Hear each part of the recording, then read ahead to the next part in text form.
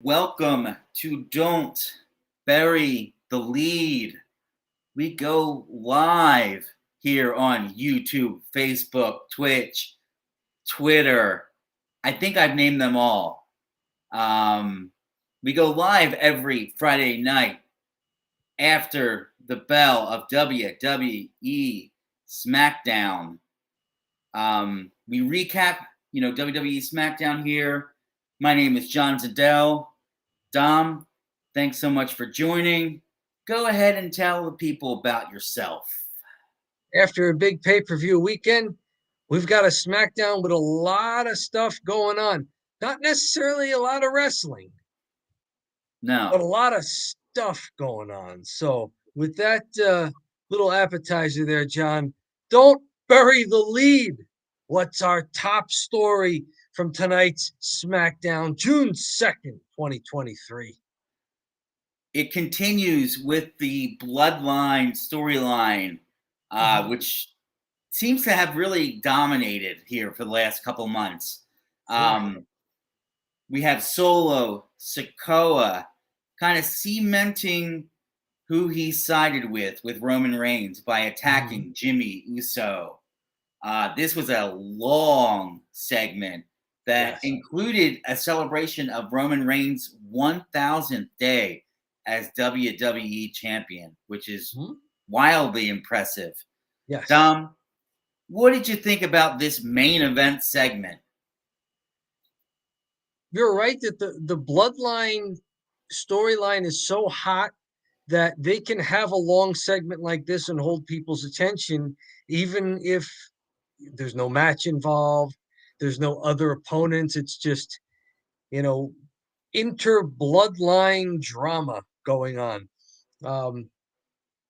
It's Roman, the head of the table. He gets a new belt, by the way, presented to him by Triple H. Looks like they may be retiring the two belts that he had been carrying around, or, well, check that Paul Heyman had been struggling to carry around for all of these months. One was a red belt, one was a blue belt. He's now got a gold belt presented to him tonight. And after Triple H gives it to him, Roman grabs the mic and says, he starts to say Pennsylvania, then he says, no, entire universe, acknowledge me. And he gets a lot of heat, huge heat. Whether it's boos or cheers, he gets a response from people. And then the Usos music hits. And they decide to go to commercial while the Usos stroll down to the ring. They come back in, it's 9:48, and we get another 10 or 11 minutes of these four guys plus Paul Heyman just basically having a stare down and then airing the dirty laundry on national TV.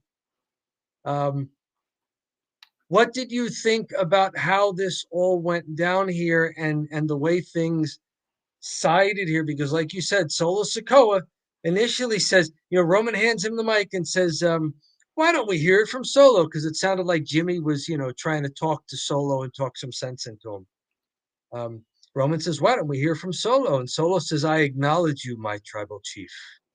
But these two right here, they're my brothers.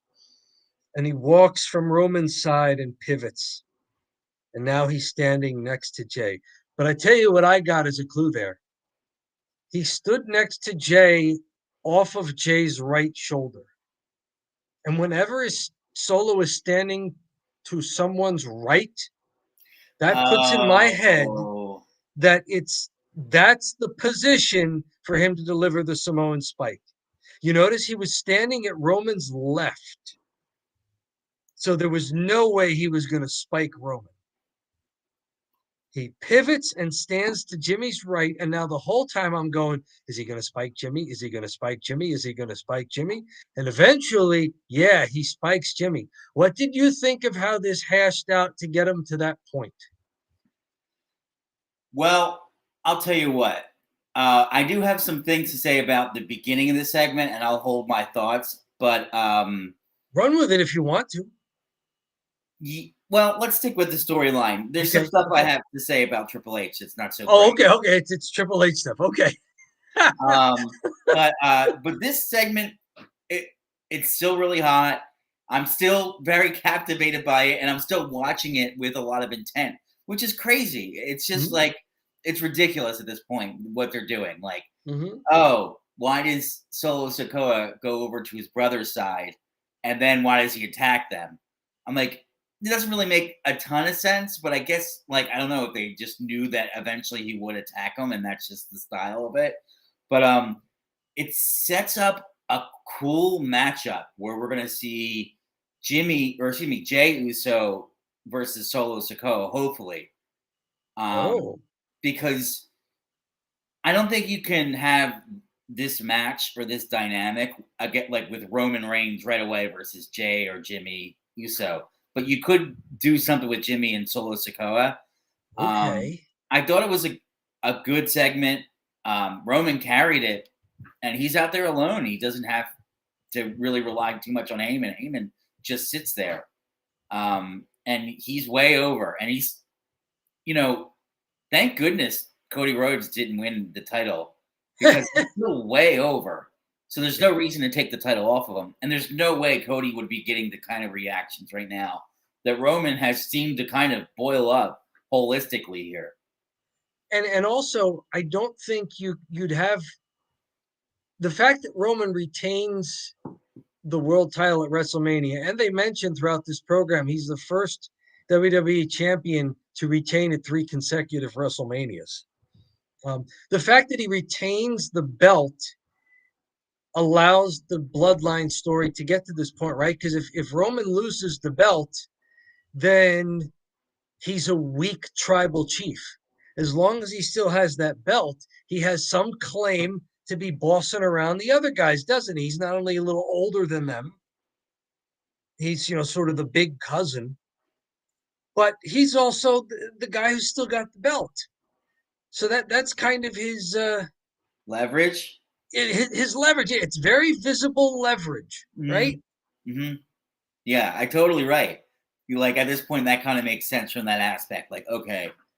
And if we're going to do the long promos, they're usually pretty horrible with WWE, or they have been in the past. But Mm-hmm. this stuff's compelling. It's good to watch every week. So I liked it. I thought it was a good segment. Kind of It moving ends on with here. something physical, right? Yeah, right. Yeah, Solo spiking Jimmy, Jay mhm. looking up at him confused, tending to Jimmy. Roman walks out of the ring with Paul Heyman. Solo follows them. And now Jay's just sitting there in the ring tending to Jimmy, who's still on the mat while Roman walks up the ramp. And then, of course, they say Paul says to Roman, "What about Jay?" And Roman says, "Jay will do what he always does. He'll fall in line." And they walk back through the entrance. So there's a lot left to go here. You talked about maybe a one-on-one match between either Jimmy or Jay and Solo. I'm thinking, is this a tag match for SummerSlam? Be a Roman and crazy. Solo versus the Uso brothers, Jimmy and Jay Uso. I mean, at what point do we see that tag team match? Or is I this just know. going to be a bunch of little single matches, one on one as they don't have Roman get involved. But I think Roman has to be involved here. It can't be everybody else fighting over whether or not they they show loyalty to Roman. I think Roman's got to be involved physically in a match. Yeah. I mean, yeah, for sure. It would be. I mean, yeah, that could potentially be the SummerSlam title or matchup. But then also, I think probably Roman has to defend the singles title at SummerSlam. Uh, Okay. I mean, for the people, unless they want to do the thing where he just doesn't put it up ever and he just continues to be the champ and he's a heel and he could do that and he just like never wrestles. And Seth can do all the wrestling. Um, Yeah, now that Seth is the new world heavyweight champion, yeah. yeah. Huh. But anyways, moving on to the segment. So that was cool. Um, Rewind a bit in that segment. We don't want to lose what you were wanted to talk about there. Triple H. yes. So that's the only thing I'm like perplexed about. Okay. Why they need to do this entrance with Triple H with the new belt. I kind of get that they need to have somebody go out and say there's a new belt, but then Mm. he puts it around Roman's waist and he lets them and everything, you would think the heel would say, all right, like, get out of here, old timer, or don't touch me. Like, you're Hmm. washed up, you're a bum, something like that. Where I don't know. I'm just thinking old school heel here would probably just kind of give Triple H the business for being out there and putting himself over. Or maybe that's just me. I just want to see Triple H. Somebody say, "Hey, man, uh, we don't necessarily need you coming out doing your big entrance." And I heard during his entrance, the crowd really the volume spikes up. So they did the fake crowd noises like crazy when he came out. Oh, okay. Because they played his old wrestler entrance music. They played the game. Time Yes. to play the game. You hear Lemmy and Motorhead like he's still a wrestler, like he's still an active wrestler. The whole thing, yeah, the whole thing bothers me a bit. But outside of that, it was a really good last segment for the show. It's kind of expected. It kind of was a little long. Like there was several commercial breaks in there, but boy, we didn't get a ton of wrestling. But I do want to transition here. Do you want to talk anything else about this main event segment? No, because like you're saying, there was no wrestling. There was a little bit of physicality at the end, but it's not a match, and it's a lot of wait and see, isn't it? Right. Which, hey, it's SmackDown. You're kind of building towards something else right off the pay-per-view, and it's all related to the pay-per-view. So the creative stuff's been really good with them, and the Mm. workers are executing on the creative stuff. So, a lot of people in the IWC, the Internet Wrestling community, is always complaining about the creative stuff. But then when it's going good, you don't really hear much. So, anyway, Well, I so guess we're part of the internet wrestling community, aren't we? I try to distance myself from the IWC. Try to I think we're distance like a yourself from separate the. entity. The second I fall into that community, then we have to reevaluate. But Okay. So what do you like match wise? What's the biggest story that's not the bloodline drama? our boy L.A. Knight versus Montez Ford. Mm-hmm. L.A. Knight goes over Montez Ford. This match started around like 9:15, went about 15 minutes. And this is the best wrestling match I've seen on SmackDown in a couple of weeks now, probably since Gunther left. Um, this was this is a very good match. Yeah.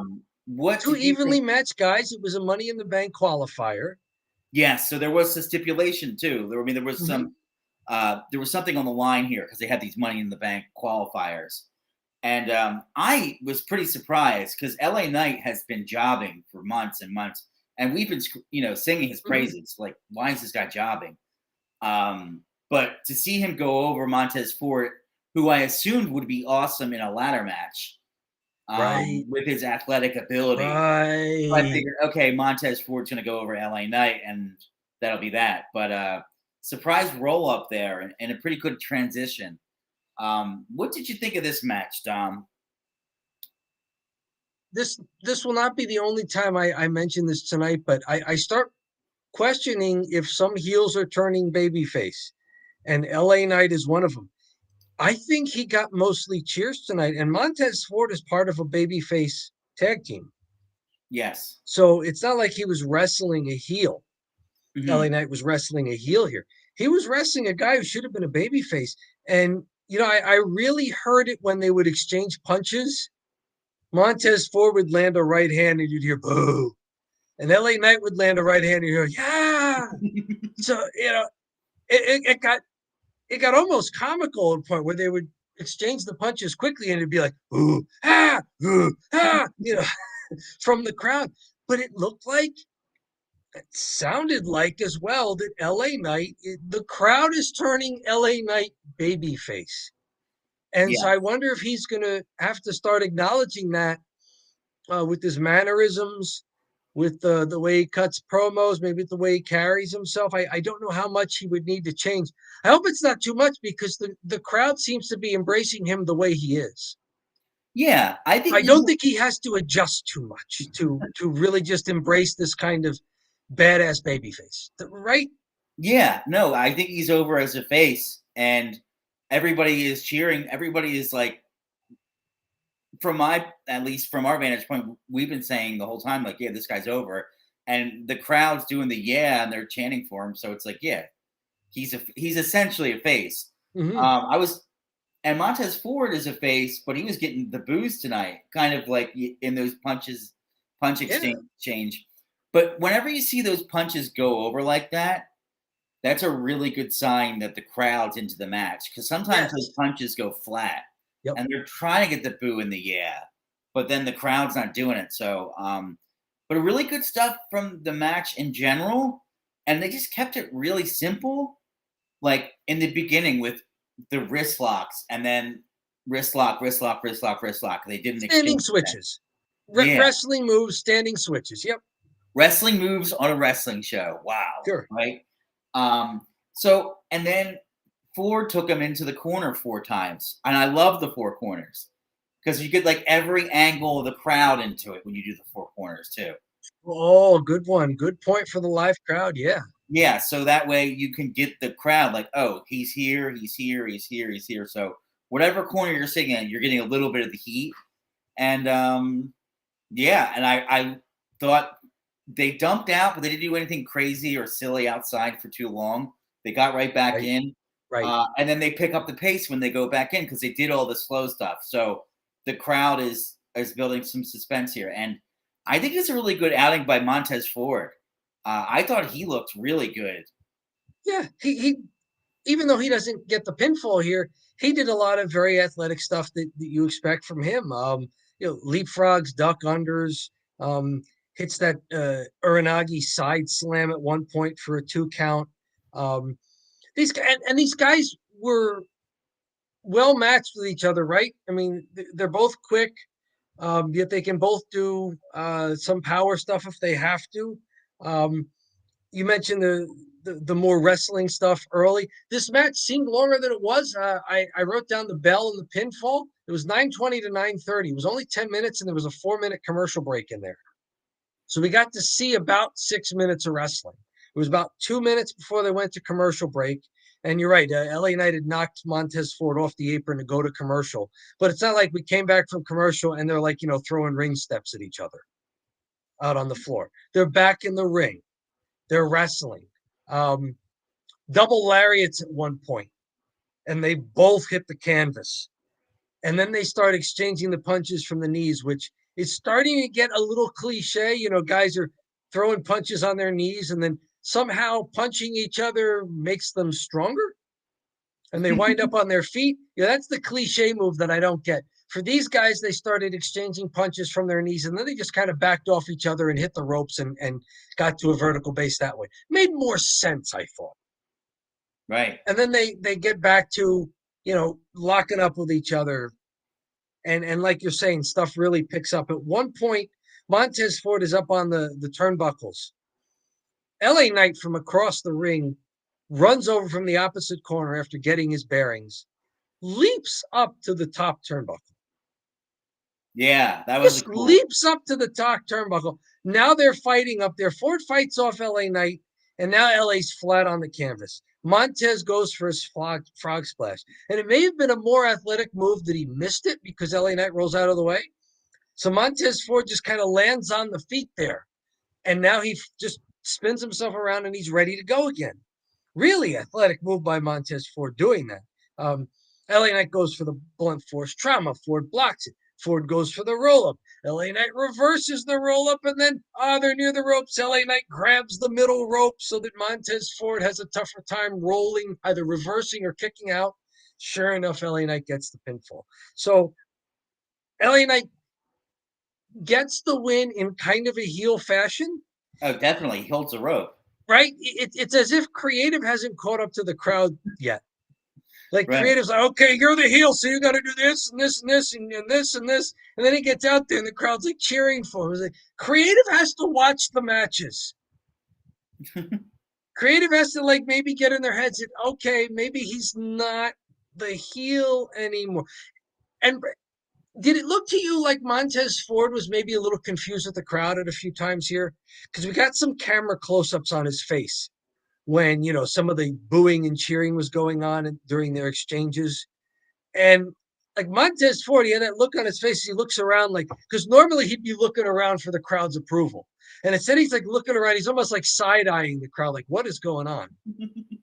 It He, looked that way to me. Did it come across to you that way? Or am I just like reading stuff into it that may or may not be there? I noticed that. So he kind of Okay. smacked LA Knight in the beginning, like the back of the head while he's up against the ropes, and the crowd booed him. And he kind of gave him a look like, "You're booing me?" Like, but I think he played it off. It was like a real. It was a real. There was a lot of realism in his face. He's like, Yeah, "Oh yeah, yeah, right? why would you boo me?" Yeah, But instead of like, it's better to have some sort of reaction to the crowd noise so they know, yeah, yeah. oh, whatever you're doing is creating. You're a part of the show. They're not just out there doing the moves. That is one mistake that almost there's so many pro wrestlers that do it. They just go through the motions and they don't play to the crowd at all. And then Well, like, they don't just pay attention. Like, because Montez Ford was supposed to play to the crowd a few times, but now he's paying attention. And mhm, he's like giving him the side eye instead. Like right. he's not just, pretending that he's the hero while people are booing him. Like because that would have looked stupid. Like Samantha Ford is paying attention and he's maybe switching up some of his spots with the crowd on the fly. Yeah, and I know he hasn't had a lot of singles work, and he's done a lot of tag work. Right. He looks a lot better than when he first came in to the company. Okay. I He don't came remember in that, but you years do. ago.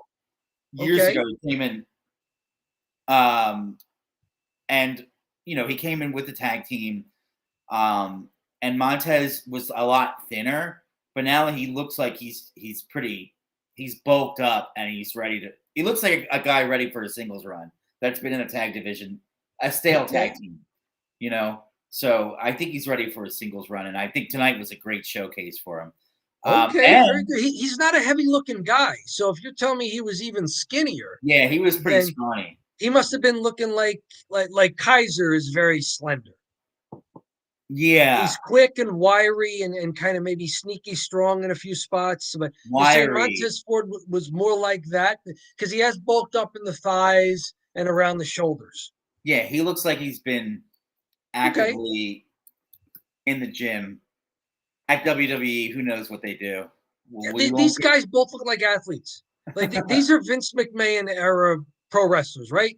Yeah, Guys that look like athletes. They're Triple cut, H they is have definition, they move well. They'd almost be both baby faces in a Vince McMahon thing, unless he wanted to go like real heelish, Rick Rude, Mr. Perfect. But these are like 80s, 90s stars. The sure. definition, the height, the way they carry themselves. They each have some potential, right? Yeah. So then so that was a good match. We got LA Knight advancing to Money in the Bank in Yeah. London, which should be interesting because he is an interesting candidate to win the Money in the Bank. Are you familiar with the Money in the Bank at all? I understand that it's a ladder match, and when you retrieve the briefcase, that briefcase basically gives you an open contract to challenge for any title you want, anytime, any place, for up to 1 year from winning it. And all you have to do is find a WWE referee, run down with them, cash in your money in the bank briefcase, your contract, and verbally say it, and like there it is. That's your word is your contract, and then you get to wrestle for it. I remember, I think maybe it was the first time I saw somebody cash it in was when CM Punk won the title. Oh wow. That was his. That was before he was a big star. I think maybe that was the beginning of his run as a guy in the upper echelon of WWE way back then. So I remember that. And I remember what a big deal it was for the crowd to see somebody cash in the money in the bank and It's to it's a become great the champion. it's a great gimmick because they can bring the suitcase down sometimes, and sometimes they don't get it off in time or something happens, Yep. and they've always got it. So it's always like there's always some threat of it happening, Sure. and there's also great directions they can go with it. So Baron Corbin one time won Money in the Bank. Oh my Uh, goodness. yes, oh my goodness, was right because I was like, oh no, he can't be the champ. No, no, no. I'm like, because they were really pushing him there for a while. I'm like, no, he can't be the champ. and he ended up losing. He like fumbled away the Money in the Bank. Like he Okay. somehow like he cashed it in, and something went awry, and he got pinned, and like Okay. he didn't get the title in his cash in, and that's always usually a pretty bad sign when they don't flip the belt to you when you have the Money in the Bank. They decide, you just won't win the title. You're not ready. Uh, Okay. Didn't that happen to Austin Theory at what was it, um, Clash at the Castle, right before we started watching weekly? Clash at the Castle, Roman Reigns versus Drew McIntyre, and there's a moment where they're both down. And Austin Theory comes running out with an official in his Money in the Bank briefcase, like he's going to cash it in. But some big boxer or cage fighter who was in the front Tyson row, Fury. Tyson Fury, decks Austin Theory. So I'm wondering, like, did Austin Theory technically cash in his Money in the Bank because he brought the ref out and said, I want to do it, and then just got leveled by this guy in the front row? But then Austin Theory was surprisingly not buried. He winds No. up winning the U.S. title. He's, as he said tonight too, he's only 25 years old. I mean, I don't know if that's a segue to go into the opening match, or did you want to go somewhere else before that? Well, I mean, we're looking at all the matches. Are you sure you don't want to talk about Top Dollar? Ah, We'll save Top Dollar for the end, folks. We'll give you a little teaser. We're talking Top Dollar tonight. He made his day countdown to a Top return. Dollar. Yeah, countdown to Top Dollar. We're about 15 minutes away before we start talking about him. But Yes, he will be at the end. It will be the bottom dollar tonight. Top Dollar. Yeah, let's talk a little bit about the opener, and maybe you could take this one away because I have a child and was doing some stuff. So maybe Okay. I'll let you lead here. It's the entire first match ends at 8:30, so they gave him the first half hour because the show starts with an opening video package on Roman Reigns, and then Austin Theory is in the ring by himself with a microphone, and he's saying to people, "Welcome to Austin Theory Live." Another talk show? Does everybody have a talk show? Can't anybody just cut a promo anymore? Everybody's got to have a talk show. So Austin Theory's got a talk show now. So he brings out Pretty Deadly, Kit and Elton, the new call ups from NXT. Good looking tag team in the ring. They seem to have a gimmick. And they start talking about, how Pretty Deadly helped take care of Butch and Ridge Holland last week when Austin Theory successfully retained his U.S. title against Sheamus. And as they're talking about that, it's all a setup to the first match, which is a big 6-man tag. Austin Theory and Pretty Deadly versus all 3 members of the Brawling Brutes, Sheamus, Butch, Ridge Holland. And this is a pretty long match. The opening bell is at 8:11. The pin is at about 8:30. This is almost a 20-minute match with a couple of commercial breaks in there. Um, Not a lot that was maybe unexpected in this match. It winds up Pretty Deadly hits Spilled Milk, their double team neck breaker onto Ridge. And then for some reason they tag in Austin Theory who just slides in to make the pin. So kind of funny, like Pretty Deadly just kind of handing the pin to Austin Theory in this match. And it wasn't over Sheamus, it was over Ridge. But good one there. A few spots in this match. They're doing a lot of moves that involve all 6 guys, all 6 wrestlers. Late in this match, there's the 10 beats of the Bowery with all 6 guys involved. Sheamus has Austin Theory. The other 2 guys, Butch and Ridge, have a member of Pretty Deadly each, and they're all doing the 10 beats of the Bowery. There's another time earlier where you're going to love this. All of them were involved in dives out of the ring. Oh no. Yes, going to the second commercial. Let's see, who was it who did it first? Well, leading into it, Sheamus hits the Irish Curse backbreaker on all 3 of his opponents, one right after the other. Then all the brutes get in the ring and do white noise on one on each of their opponents. So all 6 guys are involved. Sheamus brogue kicks Theory, but Pretty Deadly pull him out of the ring to avoid a pin. And now that all 3 of the heels are on the outside, Ridge double lariats them on the floor. Sheamus hits a crossbody off the turnbuckle onto all of them on the floor. And then Butch moonsaults onto all of them onto the floor.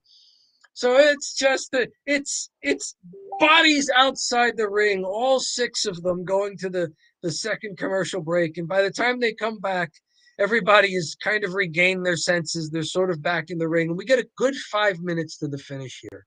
So lots of action in this match. I think it looks great for Pretty Deadly.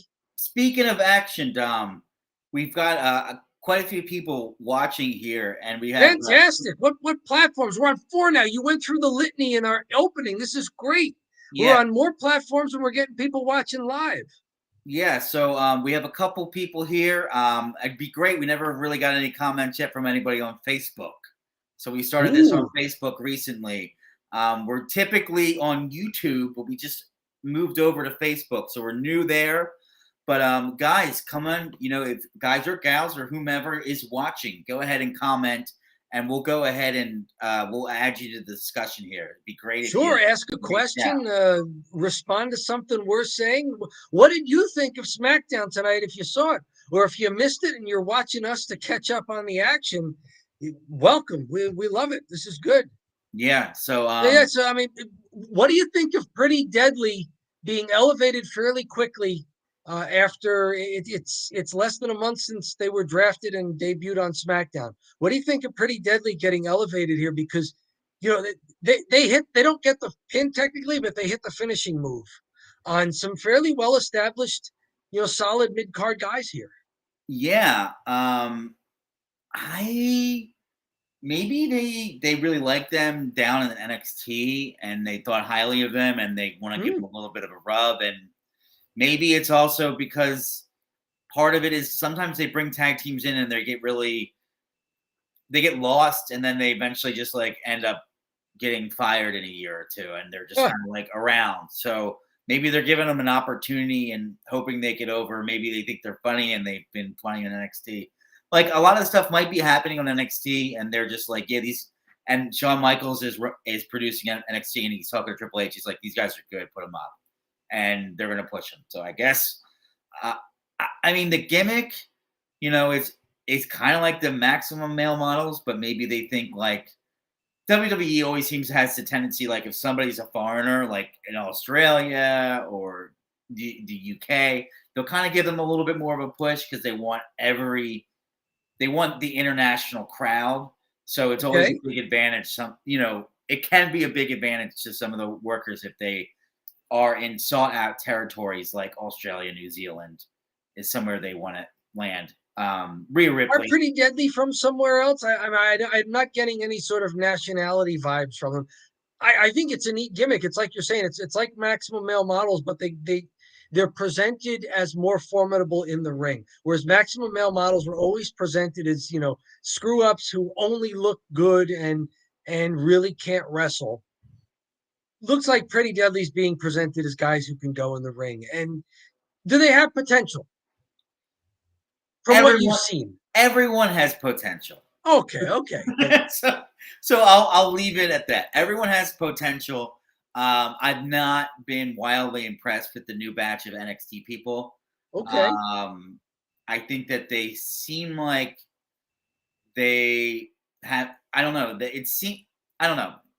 The NXT crowd recently that has been coming up. I'm just like, I feel like they're kind of refurbished gimmicks. I don't know much about them from any sort of indie. They might be just down there and they're training with Shawn Michaels and them, and they're like, okay, they'll be good. And I don't know. And maybe it's really probably into the next point here. Grayson Waller show. Is this what this man's name is on NXT?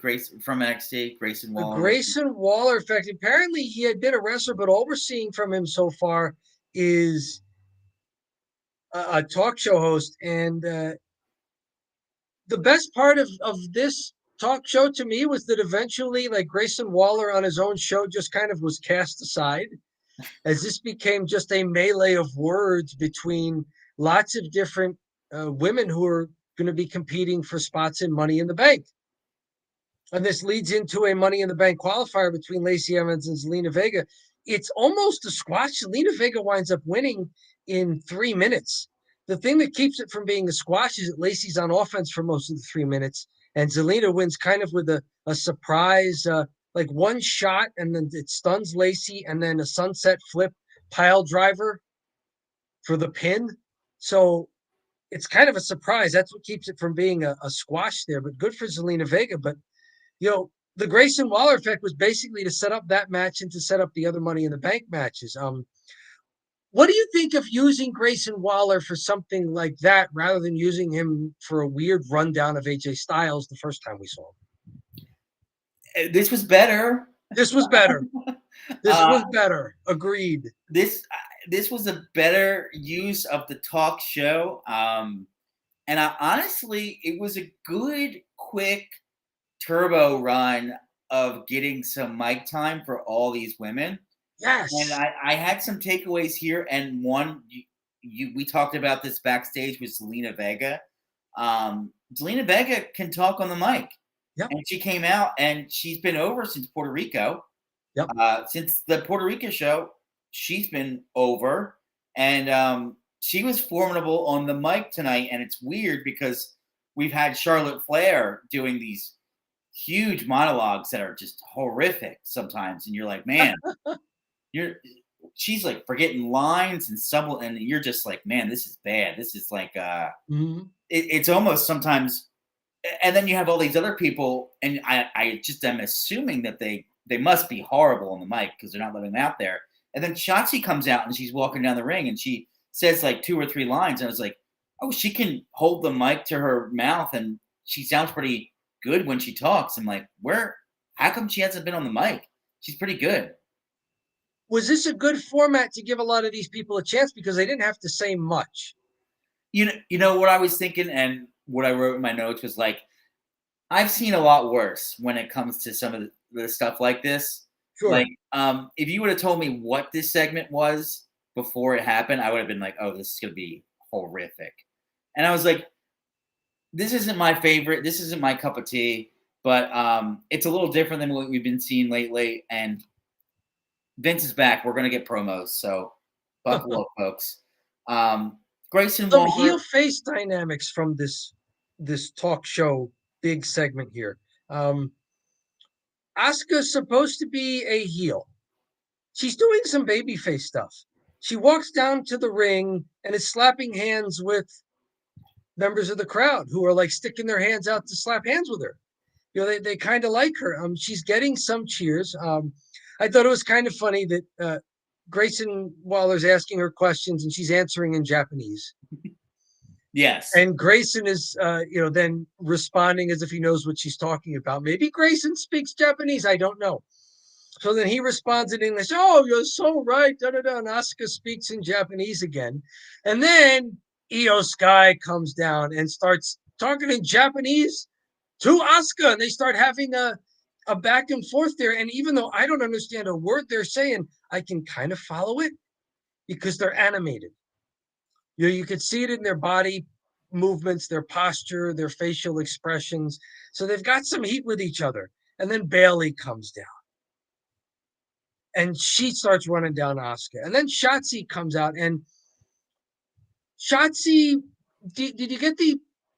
See, because here's what I noticed. Heels were running down Asuka. Baby faces were just running down other people in the ring. Yeah. Io comes out and runs down Asuka. Bayley comes out and runs down Asuka. Eventually, when Zelina Vega comes out, she doesn't run down Asuka. She talks about her own ascension and how she's ready and starts running down people like Lacey Evans that she has a match with later. Right. When Shotzi comes out, who does Shotzi really get into it with if that stood out to you? I don't know. I didn't catch that. I at that point, there's too many people in the ring. She's probably running down everybody and Lacey Evans as well. Yeah. So there was a weird little, maybe the crowd is turning Asuka babyface. Because a little later, while everybody's yelling in the ring, I know you're about to say something, but like while everybody's laying in the ring, Asuka kind of sneaks out the ring, walks back up the ramp, and she kind of insults everybody from near the entranceway. Bianca Belair jumps her from behind, and they have this pretty cool pull apart near the entranceway. Mhm. And it's not clear to me that everybody's cheering for Bianca in that pull apart. So do you are you sensing that the crowd is trying to assert themselves at some of these live events? Yeah, I mean, they always do, right? I feel like with Asuka, she was playing heel, but everyone really just seems to like her all the time, and she's the champ. Mm-hmm. Um, and maybe it's a turn, maybe because she's only a little heel. She's not very heel. She's not like, Mm-hmm. she's not saying horrible things and destroying people. And I don't know. You She's noted that she got a big pop at the Royal Rumble when she came out. She got a huge pop at the Royal Rumble, and when she wrestled Bianca Belair, Belair's getting booed like crazy, Mm-hmm. and Belair's their top heel. She's getting booed like crazy, and it might be Right? throwaway Yeah. heat, but I mean, she's getting booed, which is wild. But maybe they will kind of want to balance Asuka out and make her the face, and then Belair like just the switch. Asuka's the face, Belair could be the heel. There Um, were at least two strong heels in this scrum of words. Lacey Evans is a heel and Bailey's a heel. Io Sky is kind of teetering because she was cheered heavily. Um, was it Puerto Rico? She was cheered heavily yeah, at they were chanting. Backlash. I didn't Yeah, even know her name. I was like, and I blank on people's names all the time, but usually I blank on their names because I don't know who they are, which is not a good sign. But yeah, Io Sky, yeah, she was getting the EEO chants. I was like, whoa, she an EEO chants. I didn't even know that was a chant. yeah, right. So she's been really getting. I mean, she's been over both. Uh, Zelina Vega and Io Sky have been way over since the Puerto Rico show. So I'm glad they're What a keeping that turning momentum. point that was for them, and now they're both involved in Money in the Bank qualifiers. Although we haven't seen Io Sky's qualifying match yet, but yeah, Zelina Vega wins tonight after a really interesting segment with a lot of the female wrestlers on the SmackDown roster. And it almost made me forget that Grayson Waller was there. Yeah, poor He's got Grayson. some potential. I just got to see him do. I've got to see him do something more than be a talk show host. Like They're he's putting him in. he's got to earn that, right? They're putting him in a really tough spot, They and I are. just feel like I know we watched the AEW show, so and I know you were kind of mixed bag on it, but what AEW does is they have someone that's really polished do interviews in the ring rather than these talk shows. So like Tony Okay. Schiavone will interview someone in the ring, or Okay. Renee Dupree, she was great in WWE when she was here, or Okay. there at WWE, and AEW scooped her up. So they just put someone in the ring that's strictly a journalist, and then Like and Mean Gene Okerlund or Gordon Soley, like those old timers who would do yeah, that. Mean Gene did it too. Like, so instead of having Mean Gene now, they have like one of the wrestlers does a talk show. And they all do Yes. talk shows, and they're none of them. It's never a good segment. It's just Right. it's just always been like, oh god, it's a talk show. But We had two of them tonight. We had Austin Theory live and the Grayson Waller effect. I, I didn't even know Austin Theory has one now. I didn't know that either. He said, "Welcome to Austin Theory Live," and he had a T-shirt that said "Austin Theory Live," and he's making himself the host of a show. I believe the executive director or whatever his title is now, Vince, is up, talking to Triple H like, two talk shows, put another talk show in there. Yeah. Give everybody a talk show. Like apparently there was the KO show on Raw this past week or the week before that. Kevin Owens has a show. Does everybody have a show? Right. Why does everyone have a show? Why is that the gimmick that they stick to? That's a standard. It's Yes. wild. Yeah. And what's weird? There's not even really popular talk shows anymore. It's not like Jimmy Fallon is must see TV. It's like an Right? old thing that's gone now. Like it's something from, I'd say, at least 10 years ago. Like when Conan O'Brien took over for Jay Leno. I remember that. But now it's like, who goes on talk shows? Who even cares? Now, the WWE years ago, and maybe they still do a little of this, they were trying to do more internet shows, podcasts, because podcasts were getting hot. Of it. Obviously, we do a video podcast.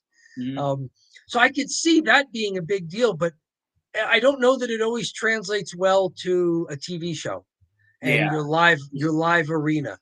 Like I Mhm. get it for podcasts and behind the scenes stuff, but I maybe they're feeling out. Maybe they're trying to capture some of that following that some of these wrestlers have online and in social media platforms. They mentioned tonight that Rhea Ripley has something like 2 million TikTok followers, and that it's way beyond any other wrestler on the roster.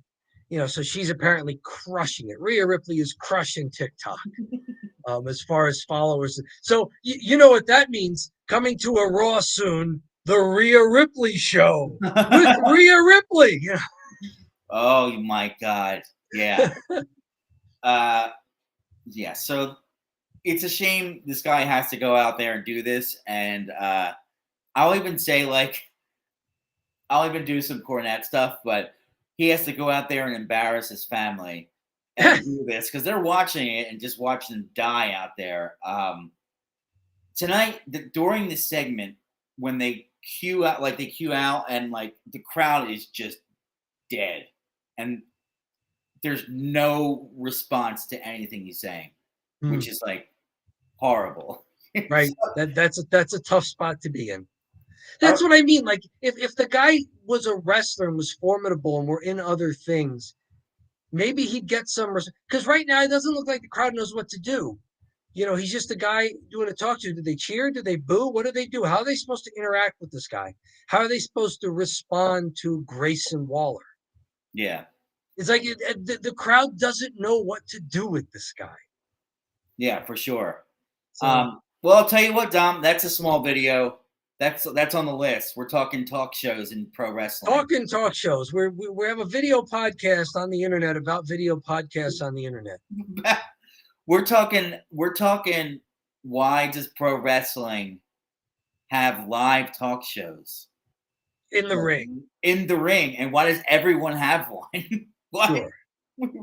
Um. We So have one anyway, more match tonight, and you hinted at it before. It's AJ Styles' birthday today. Happy birthday, AJ Styles. And he and Mishin lead the other members of the OC, Carl Anderson and Luke Gallows, out to take on Hit Row, Ashante, and Top Dollar with B-Fab in their corner. Bell at 8:44, Pin at 8:48. I didn't have many notes at all for this match. well, there's a couple things I noticed. Sure. First of all, who is the female in the OC? Mishin. Mishi. So Michin, Mishin, but she has another name that they've also called her sometimes. I wonder if she's one of those people who was in NXT and had her name changed, and sometimes they forget. she kind of ties that whole group together, Okay. because they were big in Japan as the Bullet Club and New Japan Pro Wrestling. Ah, And okay. then I don't know. She's probably not Japanese, but they're just making her Japanese. But she's a good fit, and I think we've seen that work with Rhea Ripley and like having a stable and then having a girl in the stable really Mhm. worked well for Rhea Ripley with Judgment Day. So Was maybe more than a valet. exactly. So maybe there's some potential there, but they all look pretty. They look like a sharp team together, and they've been Mhm. together for years, so they're just kind of keeping it going. And then the other note is Top Dollar. This is the second time I've seen him not get tagged in during the match. Okay. So this is the second time this guy hasn't been allowed to tag in. They're like, no, we're not even letting you do the job or take a bump. That's just it. But Top Dollar comes in at the end here, and Yes. like clears the ring, and then AJ Styles gives him the forearm smash. So I mean, Top Dollar, we didn't. This is the second match we've seen with him where he just hasn't been allowed to tag in because he's so bad. But he, okay, hear me out. He is starting to get. He's like so bad, it's good. Like I know this when he tags in, the crowd's gonna freak out. Because they're gonna be like, "Oh my god, it's Top Dollar. That's the guy, the botch guy," you know. And It's the build. And Michael Cole, he doesn't trash anybody. He's pretty straight and narrow, and he just buries Top Dollar anytime he's out there. He's just his punching bag. And he's bad at it too. Oh, I know. Like Michael Cole is bad at burying Top Dollar. Like Michael Cole is botching the buries of the guy who botches. It's not his game, you know. No. He's a straight man, and he's gonna stay there. He's gonna stay in his lane. Stay in your lane. Stay with what you're good at, and why you're out there. Yeah, he can't do Jerry the King Lawler or Bobby the Brain Heenan, or even his partner Wade Barrett's job. Right, it's Wade's job to do that stuff. You know, and even Wade's not really going there too often on Top Dollar. No, I kind of like Wade Barrett out there. Hasn't been too bad, the two-man team. Like, he's not terrible, no. But I just don't really notice him too much, which is good. I'm not, like, disgusted by him. Sometimes Corey Graves says some stuff, and I'm like, what? So Wade Barrett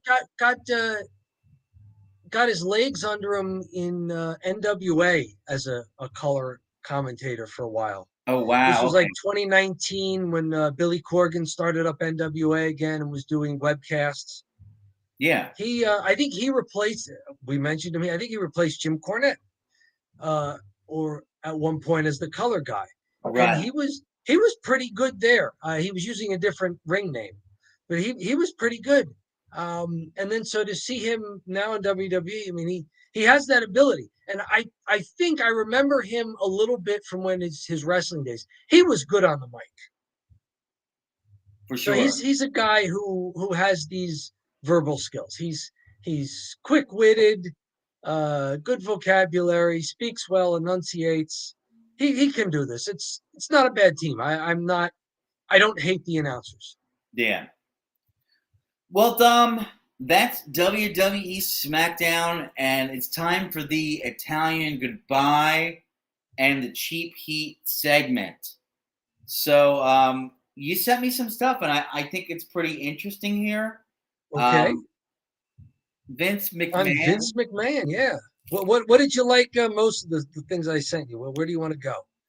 Well, the first thing I noticed is, we always love chatting about Vince because sure, for whatever reason we put Vince in a short and it goes 400 or 500 views.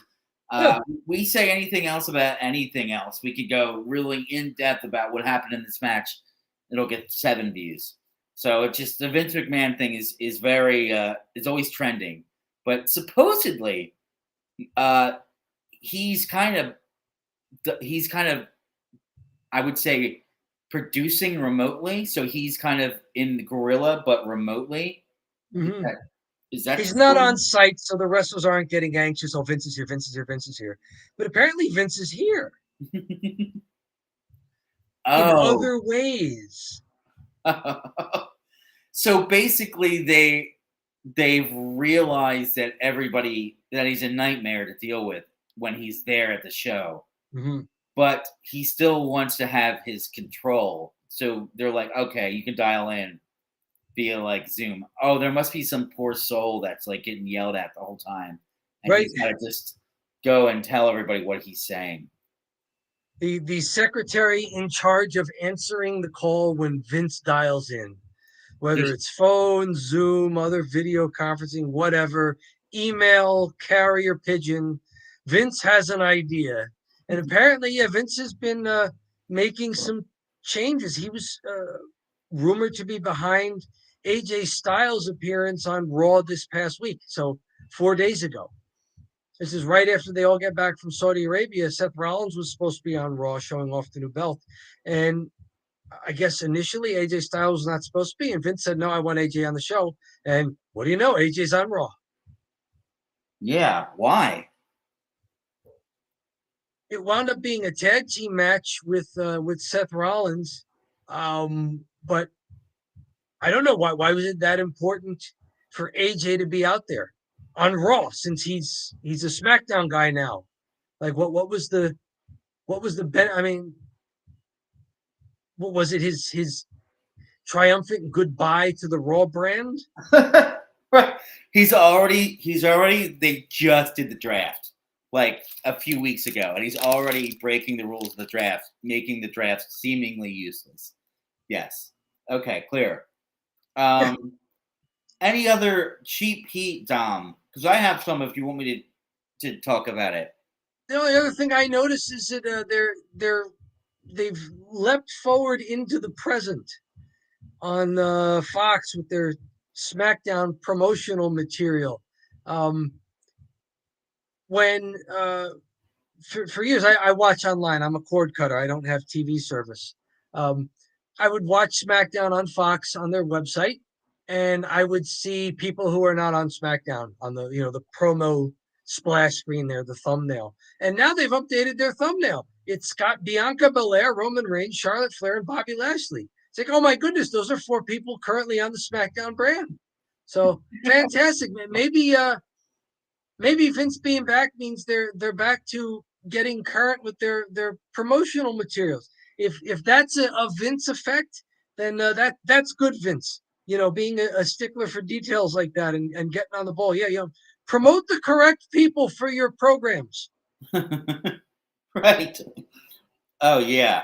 For sure.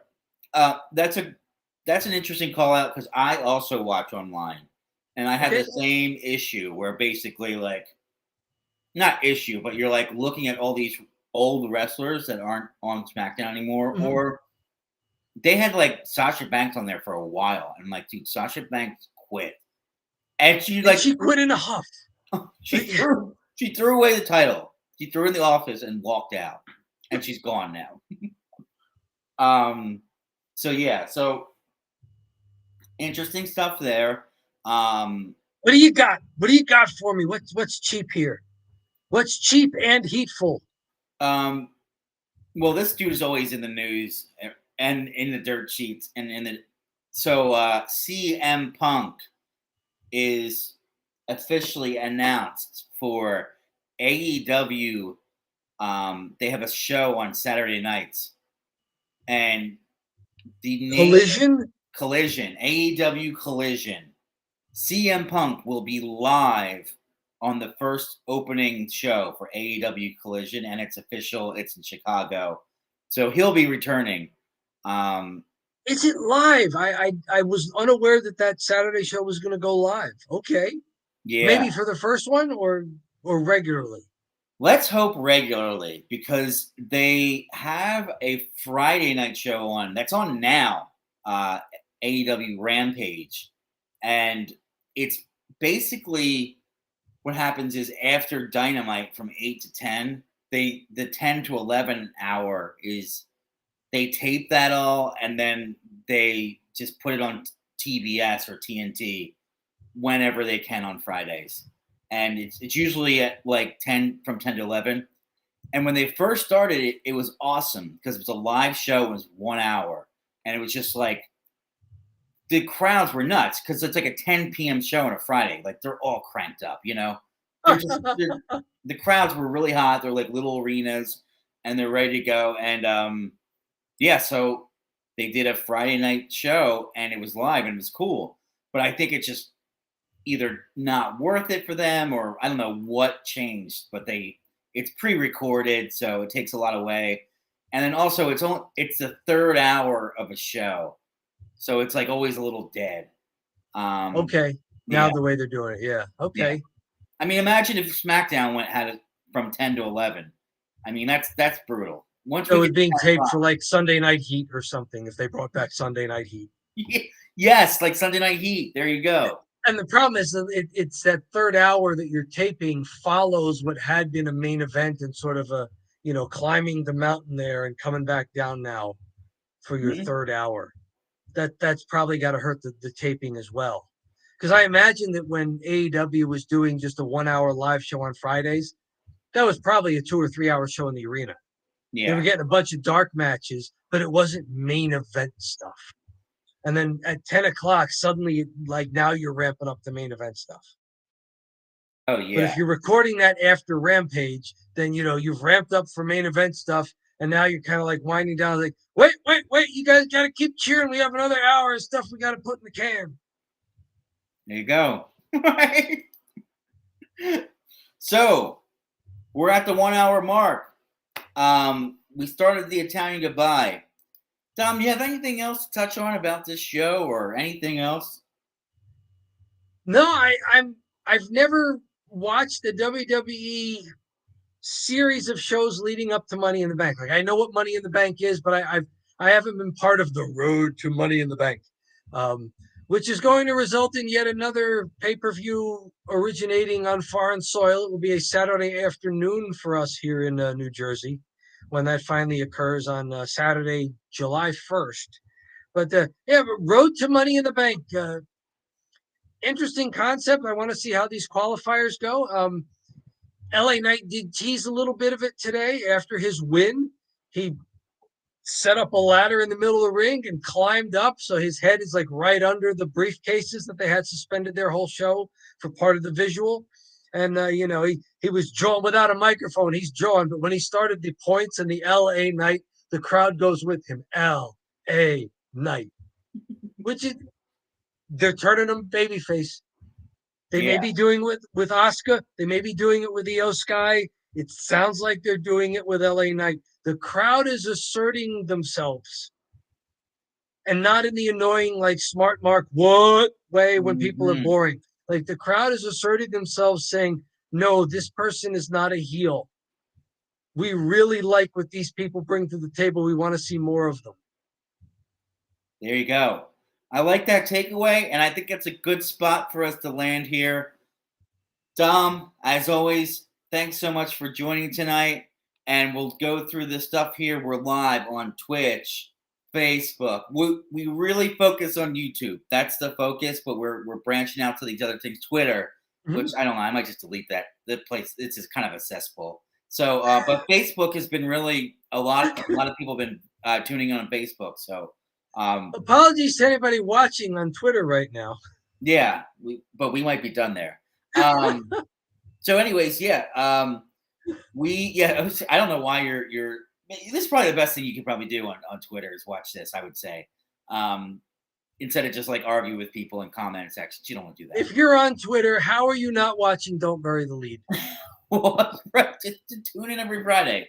You got nothing going on. So let me tell you something. We're doing these different shows, and we have an upcoming one. I'm going to do some editing tomorrow. We're doing a tournament as if people or the wrestlers are in real fights. So that'll premiere sooner rather than later. We'll have to edit that one out, and we'll keep the shorts coming. And it's been a lot of wrestling, so we appreciate you hanging in there for the last couple of weeks here. And Dom, thank you so much for hanging in there as well. So thank you. All right, everyone. Thank you so much for joining, and have a great rest of your evening.